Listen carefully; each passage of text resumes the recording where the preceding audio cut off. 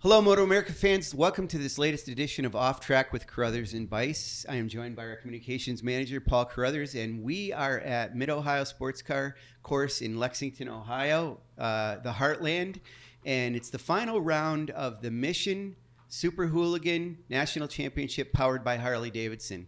And one of the entries this year, and it's going to be two entries this weekend, are motorcycles built by Arch Motorcycle, and we have the co-founder of Arch Motorcycle, Gard Hollinger. Gard, thank you for being on with us. It's my pleasure. Thanks for having me. Yeah, we're excited. We got a lot of questions for you. So Okay. and we don't have a lot of time, so we'll make it quick. Okay. But, so, final round already. I mean, they need to do more rounds, don't you think? I do. Yeah. Yeah, for sure. Actually, both Keanu and myself have been like chirping in Roland's ear. He needs 7 rounds. Yeah, and I should have said this, by the way. The other co-founder is Keanu Reeves. We did try to get him on, but he's not going to be here until Sunday, I guess. Yeah. So Yeah. Is he an actor? he's Sometimes. a motorcyclist too. Yeah. Sometimes he is. He's actually rehearsing for a play on Broadway right now.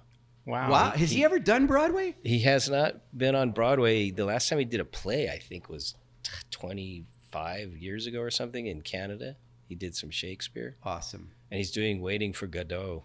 Oh, wow. Yeah. That's cool. So he's not going to be here this weekend? Or He's going to be here Sunday, but he's just like flying in and flying out. It's the only day he has off from rehearsal. It's cool that he's just a motorcycle fan and a motorcycle guy. Yeah, he loves it. And I think he likes from watching from afar. It seems like the paddock's a good spot for him because our fans aren't really bothering him, and I think he can just be a regular guy, right? For the most part, Laguna was a little intense. Yeah, that's it true. was. But for the most part, yeah, he's, It's that damn California. I mean, he's also very generous with his time and, Right. taking pictures with people and stuff. So when we were at Laguna, it's funny. It was the first time I had a chance to speak to Keanu, and I had it planned. I was going to ask him this burning question that I've wondered. Do you? And you said, "Uh-oh." Did you hear what I asked him? Do you remember? I'll tell you. So I read an article a long time ago about when he rode motorcycles, and he had a crash, and I thought he actually lost his spleen, but he said, no, I lacerated it. He still has it. So I was always wondering, like, what happened and how was that? Because it's a pretty common injury with motorcycle racers. Yeah. And you're a motorcyclist, so yeah.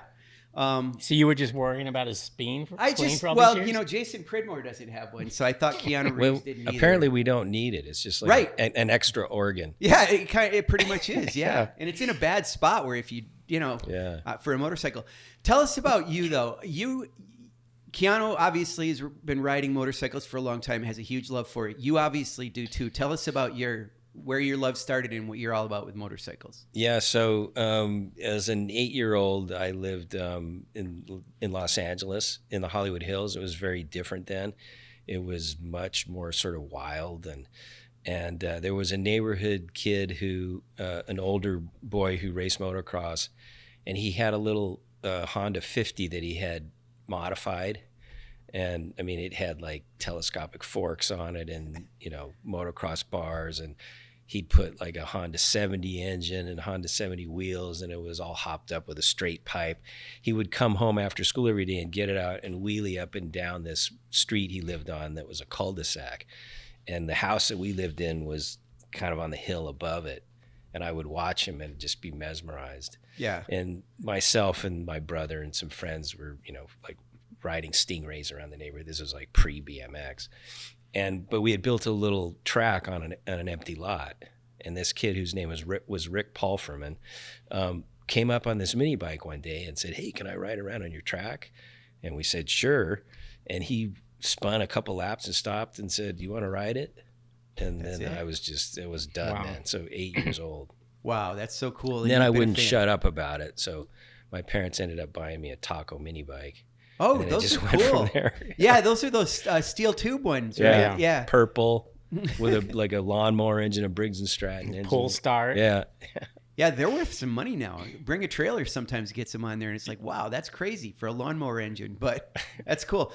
So that's what got your passion started. And did you get it? You got the Taco? Yeah. Do you remember your first street bike?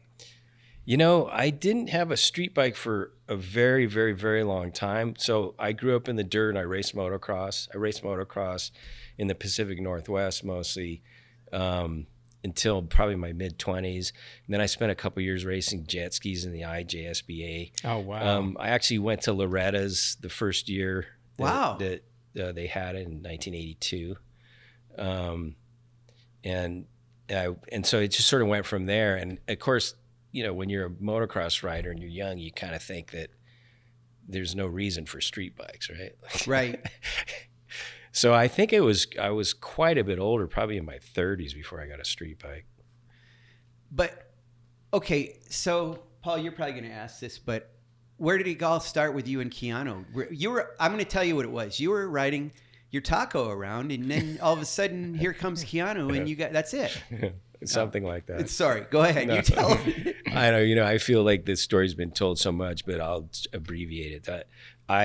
I've been in the motorcycle business for a very long time, and I guess around 2007 or something like that, I had a custom motorcycle shop in the Los Angeles area, and a mutual acquaintance asked me if I was interested in building a sissy bar for a motorcycle that Keanu had. And I said, not really. Awesome. I mean, what I meant was like I could build him the world's most beautiful, most expensive sissy bar, and I'd make no money, and nobody would really appreciate it. And I sort of had reached a point where I was thinking about how I should do what I had passion for doing and not do things just for money, right?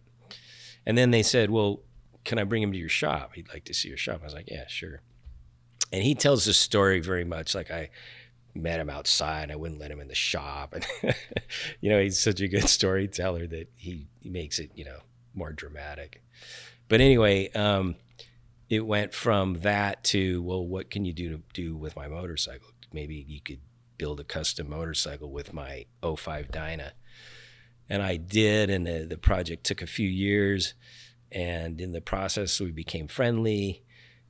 Before the motorcycle was done, he was saying, this thing is different than anything I've seen. Maybe we should make some more so other people can appreciate, have an opportunity to appreciate it.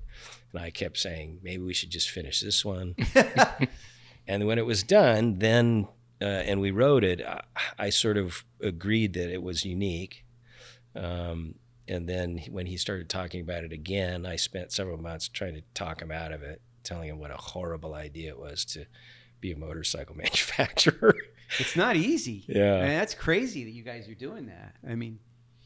Anyway, finally I said, after a million questions, I said, what's the one reason we should do this? And he said, Gard, we're going to die. And this is a chance for us to do something that we're both passionate about. Wow. And that was hard to argue with. Sure is. So the bike came first before the want to go racing. Way before, yeah. Yeah. So, and the want to go racing ended up being because you had this bike and you were building motorcycles. Because it wasn't like you had a passion for racing. So we're like, let's go buy 2 R1s and race super bikes. It was... Yeah, exactly. I mean, so having been an ex-racer...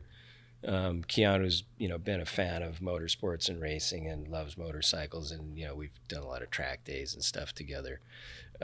So he, for years, was saying, especially when the Hooligan series started early on, was saying, "Gard, let's go racing," and I kept saying, "No, we don't make a motorcycle that for that kind of market." That's right. Mm-hmm. I also didn't think the current product that we make would really be competitive. I mean, it'd be sort of similar to race to trying to campaign, let's say a Harley Dyna or something like that. And so we've had our next generation product in development for about 5 years. And last year we both had the opportunity to ride it at a racetrack in Croatia. We were doing some testing with Akrapovic. And it was a very different motorcycle because we sort of build our motorcycles so that they can service a couple of different platforms. And the way that the motorcycle was set up at the time was much more like a cruiser with forward controls. Mm-hmm. But it was incredible how it performed on the track. and both of us agreed that it didn't feel like a typical cruiser. So then when he started talking about racing again, I felt, okay, well, I think we have something that could be competitive. And so, okay, let's give it a go. And here we are. Well, go ahead. Well, is that the 2SR? Okay, so you guys had, I called them cruisers, but you're right, they're a little different. They're a little kind of street fighters a little bit, but this 2SR is clearly a street fighter design bike. It's not a sport bike per se, or it is a naked sport bike, I guess, but it's a departure from what you guys had been doing in many ways, because you guys were doing stuff with single-sided swing arms and yeah. I don't know that it's a huge departure. I would say it's an evolution. So, okay. I mean, it's still air-cooled. It's still, I mean, when we started the project and when we sort of engaged Suter to help us with the engineering, a lot of the, sort of targets were to not lose some of the character that our current motorcycles have, right? So low RPM, very torquey. And again, it's sort of, we build a platform that services a couple different models. So that same chassis that you're seeing on our motorcycle now is what's intended to service the next generation of what we call the KR GT1, which is more of a sit in the bike, forward control motorcycle, and what we call the 1S, which is more sit on top, a little bit more sport oriented motorcycle. So it's really just an evolution of that product with our own power plant, which we always felt would be like the final step to be considered a legitimate OEM. Yeah, because prior to this year, they were all S&S or are all S&S motors. Correct. And I'm not trying to cast aspersions on them. It's a great engine. They're used in a lot of things. But you guys wanted to come up with your own design. And how did it lead to Suter? Did you like that MMX 500? Is that? I mean, that's a fantastic motorcycle. Yeah. Yeah, I mean, working with S&S has been amazing, and they've been super helpful, and it would have been difficult to do what we've done, I think, if we started out trying to do our own engine. I think what we've learned through the years and, with the help of S&S sort of led us to wanting to do our own engine. We started the relationship with Suter maybe 5 or 6, no, maybe it's more than that, maybe almost 10 years ago. We met their CEO at the time, and they had interest in us representing their product in the U.S. And then likewise them representing ours in Europe. And then by the time sort of everything shook out, it was, I don't know, the market was maybe changing a little bit. Suter was very upfront and said, we don't think we could really represent you in all of Europe. We'd be interested in, some small territory. But I think through the relationship, we learned what kind of resources they had. We liked the size of their company. The experience they have in every form of motorcycle racing is deep, and the public doesn't even really know. Everybody seems like they kind of know the MMX 500 or Suter swing arm and this kind of stuff. But or the clutch, yeah. I mean, they've been involved in, all kinds of factory efforts from Kawasaki, MotoGP, very important pieces they've made for Ducati through the years and so on and so forth. So we felt really confident that they would be a good engineering resource for us. They're really good size. They're small enough, I think, that where we have interesting projects for them, and we don't kind of get lost in the shuffle. And they're big enough that they can get stuff done in a pretty abbreviated time, right? Fast forward to Daytona. I mean, to me, you couldn't pick a worse place to start. The series started there, so it wasn't like you chose that. Yeah. But I mean, you're basically on a dyno for a weekend, right? Yeah. And some things went wrong. Yep. And I think from the perspective of making a documentary, you probably couldn't ask for anything better, because the guy never gets the girl in the opening scene, right? Yeah. And so you definitely didn't get the girl. Yeah. And we didn't intend it to be that way. Right. So you got off to a little bit of a rough start, and there's only one place to go, and that's up, and you've been able to take steps towards the up. Is that kind of how you see it? Yeah, for sure. I mean, I think it was, I had a very healthy sort of expectation heading into Daytona. We didn't really have a lot of time to prepare. We made the decision to do this literally in January. And at that time, we had just received our test bike from Europe, and it was completely made for a street test bike. So we started sort of doing what we could step by step to change it over to, be at least more ergonomically a race bike. We didn't have a lot of spare pieces, which was quite challenging. And then, of course, I had, people I knew at Harley saying, "You're going to go to Daytona in a few weeks? We lost X number of engines last year." And Roland telling me, "Good luck. I lost X number of engines last year," And so first I thought, okay, a goal would be, can we make it to Daytona? And then if we could make it to Daytona, could we qualify? And then if we could qualify, could we finish? And so the fact that we made it there, and it was no easy feat for us, and then the fact that we actually qualified, even though we had some challenges, let's say, and then to finish in the top 10, I mean, honestly, it felt like a podium to me. And it also sort of gave me the confidence to know that, okay, we're not in a horrible place. We have a lot of work to do, a lot to learn, but, we can be competitive. What were the primary issues at Daytona? Is electronics? No. Again, part of it was really young team. Mm-hmm. We lost an engine, but the way we lost it was really interesting. The first problem we had was that we sort of put Corey in a bad position because we had missed putting a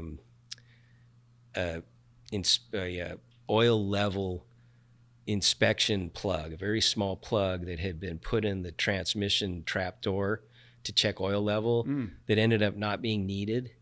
And somebody forgot to put it in, not even realizing that it was there. Wow. And you could run the motorcycle all day long on a stand and nothing would come out of it. Right. As soon as Corey got on the track, it lost oil. I know the initial reaction was that he fell in somebody's coolant, but it wasn't. Yeah. It was our own oil. And then the next thing was, again, another error we made. There's a thrust washer that goes behind the clutch that is directional, and somebody put it in backwards. Mm-hmm. And when we torqued the clutch, it fatigued the crankshaft right at that spot. And so what actually happened was the engine didn't break, the clutch broke off the crankshaft. So our engine has the clutch mounted on the crankshaft rather than the input shaft. Very unusual. Yeah. What was the reason for that? I don't know. I always try to do something a little bit different or odd. And so that was one of the elements that I wanted to try. And Alessandro from Suter, who's their, head engineer, thought it would be an interesting idea, and, why not try it? So you, in the development of that engine, you spoke to those guys along the way and got some of the stuff that you wanted to be in there. Yeah, that's kind of how it started. Was we gave them a list of sort of here's the target horsepower, target torque, power characteristics, target displacement, it needs to be air cooled and so forth. And then they built a technical package, which I said, okay, once you're done with that, shrink wrap it. So add the minimum amount of material around the technical package you made that you think is required and give it back to us. And then we designed all the aesthetic. That engine, so I didn't get too close to you guys at Daytona, but I got, Brian J had some photos, and I was able to write a story, and I speculated, and I knew it was an air-cooled bike, but I won't say who it was, but somebody contacted me in media and said, that's a liquid-cooled bike. I said, no, it's not. It's just a big oil cooler. I mean, they weren't totally wrong. Okay, oil is a liquid. Yeah, oil is right. a liquid, Right, and air-cooled bikes really are oil-cooled. Right. In Suzuki at one time they had oil cooled. They weren't even liquid cooled or water cooled. Yeah. Back then. I mean, we have no cooling jackets that carry any kind of fluid, so it's an air cooled. You don't? No. Oh, of course. So the oil doesn't. Oh, I see what you're saying. Yeah, I'm saying we're not using oil to cool the engine other than to lubricate it, right? And I'm going to ask you something, Michael. I'm going to throw Michael Bassani under the bus because I love Michael. He and I have and he's fun to throw under the bus. Anyway. Yeah, he's awesome. And he's the one that made me realize it's two small s, capital R. It's not, yeah. So I do it every time. Again, another quirky thing. I love that. I mean, once you know it, you do it that way. Okay, so he told me that bike has some cooling fins on it, but it really doesn't need them. I wouldn't say it. I mean, I think you could argue that every correctly built air-cooled engine doesn't I mean, maybe not a two-stroke, but doesn't really, I mean, if you do a good job, you're cooling the engine with oil, right? Yeah. But we definitely need fins on it. Okay. You know, could we remove some fins? Yeah, probably. Have you removed some? Okay. No, I thought maybe the new version that we saw at Laguna, maybe it was a little different. No, actually, the only difference in the engine between the old version and the new one is the mounting positions on the cylinder heads. Nothing changed internally on the engine. Nothing changed externally except for those mounting points on the cylinder heads. Wow. The other thing I found out, which I didn't know, and Michael told me this, I'm going to throw him under the bus again, I guess. And it was just before we came to get you. So I thought the plan was you had the bike that Corey was racing, and that was going to be the bike that was going to race here. And Jeremy McWilliams was going to be on the new bike. Now I understand you've got two. They're both the new bike. Yeah. Oh, that's better. Yeah. I don't know if it's better. Honestly, my original idea was to at least be able to test one time with the bike Corey's been riding all year and the new version. But we found ourselves, as we have all year, in a position where we don't have a lot of extra materials, right? So we don't have an endless number of engines right now. We have more being manufactured right now for our first production run. But we've been basically doing this whole effort with the 5 test engines we built for development. And we haven't even had all 5 engines. So the most engines we've had at one time are 3. So we always want to have a spare engine if we're going to have 2 bikes, right? And because the way that the engine mounts is different, we would have, if we found ourselves in a position where we lost an engine in the wrong bike, we'd be changing cylinder heads before we could do an engine swap. So, you know, all of the data said that the new bike should be as good or better from a chassis perspective. So we had to make the decision, do we put ourselves in that position where we might have to do sort of intense engine work before doing a swap if we need to do an engine swap, or do we just commit to doing both of them? And unfortunately, we never got to test one against the other. And even Corey hasn't ridden the new motorcycle yet. So okay. The guy with all the time on the motorcycle all year hasn't ridden the new version. That's crazy. When you mentioned production, how many are you talking about?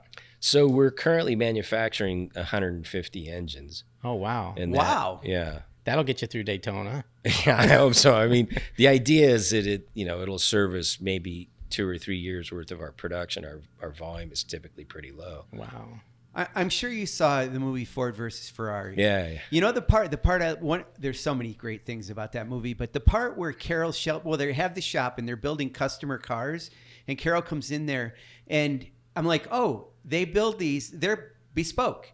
So is that kind of what you guys do, or is your volume even higher than what they were doing in that? I don't know what their volume was, but I would say it's comparative. We are very much a production motorcycle. So, but we're also, it's designed so that the customer helps design it. And what I mean by that is there's ergonomic adjustments to fit the bike to the customer. There's endless aesthetic adjustments, but it's an engineered platform. We're not building a new or different frame each time, a new or different swing arm each time, a new or different engine each time. We're also compliant with all the regulatory stuff. So, one guy's not getting a different engine than this guy. They all have to be EPA compliant and in California CARB compliant. But would you say that the racing works well for you as far as there's no better testing, right? Absolutely. It's, I mean, I know there's an element to PR that motorcycle companies use racing for, but really there is no better way to prove your motorcycle, right? I mean, you hear these stories all the time, and we've experienced where motorcycle companies do years worth of testing in their labs and in their dynos, and everything works fine. Right. And then they go racing, and these guys break them. Yeah.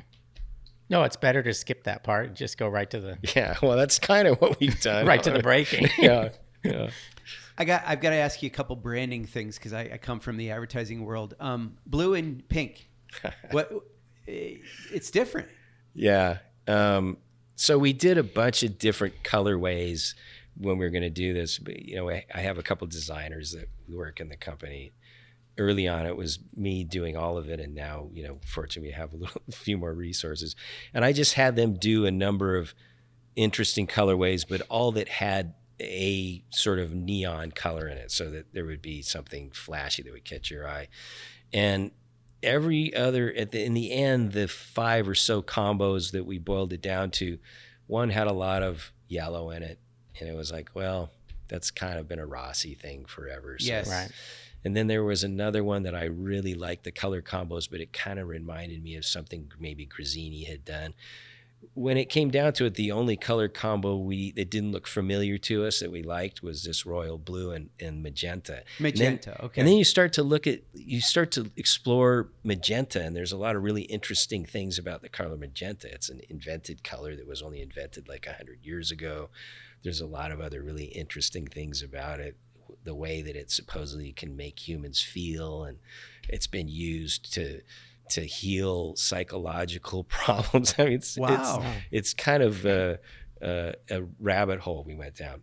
And then Corey, he's kind of known for being a little bit flamboyant with colors and stuff. The hair, the leopard stuff. Yep. And so when we showed him the different colors and told him what we were leaning towards, he actually was a little bit apprehensive because he knew that our brand was sort of very meticulous about how we do things, and we've always sort of had this like black, red, and gray or silver color combo. So he was like, "You guys really gonna do that?" and then we said, "Yeah, that's the one we like." He was like, "Okay." Right. That's cool. The name. I learned pretty early on that, well, it should always be all caps. Arch. Yeah, I mean, that's another, I guess, marketing decision we made some time ago. Yeah. What's the name? What is it? So, whenever you start a brand, I guess you do the name game, right? Yes. So, and Keanu and I definitely, have spent a lot of time, discussing things, thinking about things whenever we do anything. And when we were starting the company, we started to make a list of names. We called it the name game. And we had maybe 150 names originally, and then we boiled those down to maybe 20 or 30. And most of the names that we liked that weren't my name or his name, because we both agreed that we wouldn't do that, were, I don't know, they had some sort of maybe Italian influence or Latin influence or Asian influence, something that sounded a little romantic. But we're an American motorcycle company. So we were struggling, and we would get together occasionally and talk about more names. And this one time when we were getting to a point where we were going to have to pick a name for the company, he kind of pulled this name out. He said, there's this one other name I was thinking about. And I said, okay, what is it? And he said, Arch. And I thought, okay, well, that doesn't suck, but why? It doesn't suck. And I'd always been saying the name, there should be a story. There should be a story to the name. Yes. And he started to talk about what an arch is, and it's this antiquitous form, shape that we don't necessarily think of as being antiquitous. We see it everywhere. It creates structure and strength. It creates passage. It's connection. So each sides of the arch could represent the relationship between us and our customer, the customer and the motorcycle, the customer and the riding experience, our partnership. And so I thought, well, there's the name, there's the story. It's a nice 4-letter word. It is a good name. I mean, it's strong, it's solid. Yeah. Okay. Corey Alexander as your rider to start with, and you've got a who's who on that crew with John Cornwell, and everybody's like working for other people, but they all congregate with you guys. So Corey, and then now you have Jeremy McWilliams, who's arguably one of the best test riders in the world. So you obviously had knowledge into what you wanted and how to do it. How did that all come about? Yeah, I think there's that, and then there's also like you get lucky, Right. So we'd known Corey for a number of years. He'd been introduced to us from a mutual friend at a track day at Chuckwalla. CVMA, yeah. And basically, it was at a time when we had sponsored another young rider, Damian Jagala. Yes, I remember when you guys had. It was always on his leathers. Yeah. We were like, wow. Yeah. And I was kind of feeling like, okay, let's take a little break from spending money on racing that doesn't really. I mean, we did it because we really liked Damian and his family, and we just wanted to help him out. And just as we were sort of moving out of that, and Damian was, going away from racing to earn a living. Yes. Corey was introduced, and Keanu said, "Come on, can we help the kid?" And I was like, "Okay." And then as we got to know him, we really fell in love with him. He's just such a genuine young man, and he was never asking for anything. In fact, he originally said, "What do you want me to do? You want me to put your logo somewhere?" And I said, "Please don't put our logo anywhere."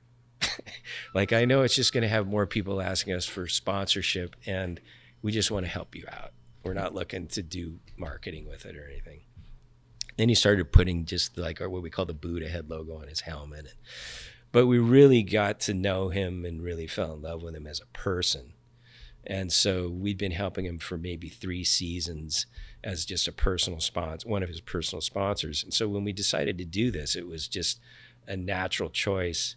And I also thought I see him on some of these motorcycles struggling with his size. Yes. And our motorcycle is a big motorcycle. So I thought he's going to fit on it good. He's going to be comfortable.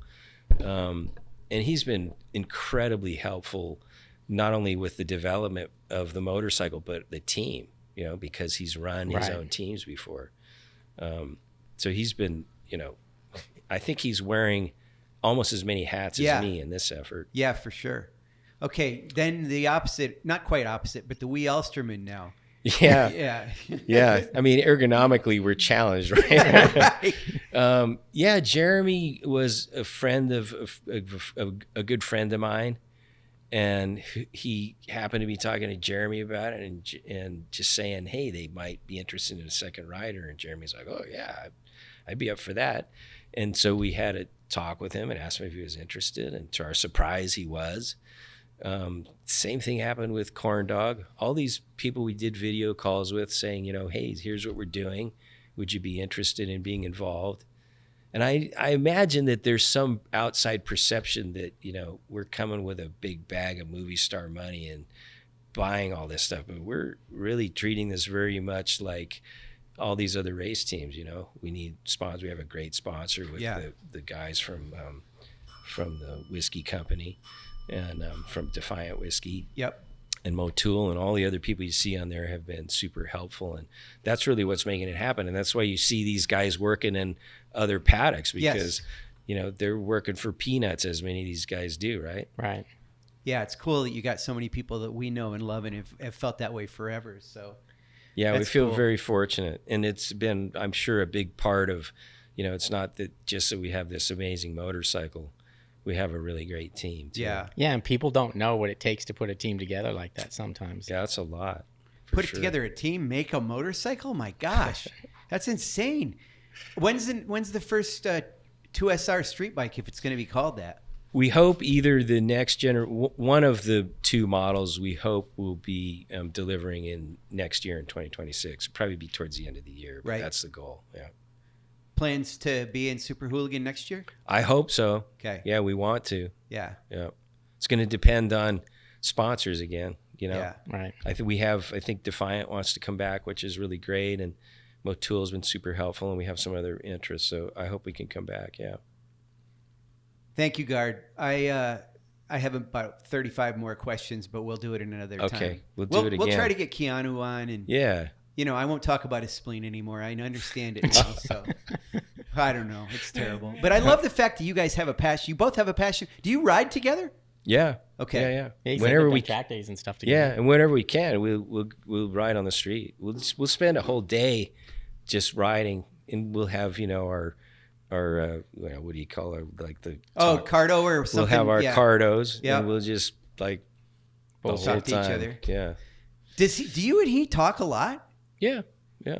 Like, because he talks a lot, but he's also fairly reserved. He must open up to you pretty good.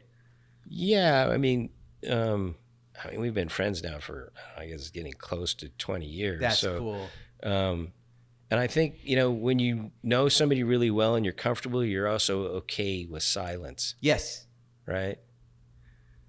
Or at least I tell my wife that.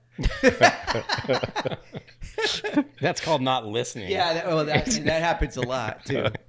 Anyway, yeah. Again, thank you for being honest. I went a little longer with a couple bonus questions there. Well, but it was great to have you on. Yeah, it's nice to meet you finally. And thank you guys, and also to MotoAmerica. I mean, it's been a really great experience being so welcomed into the paddock, and to feel the support of not just the paddock, but the fans and the racing organization. So we really appreciate it.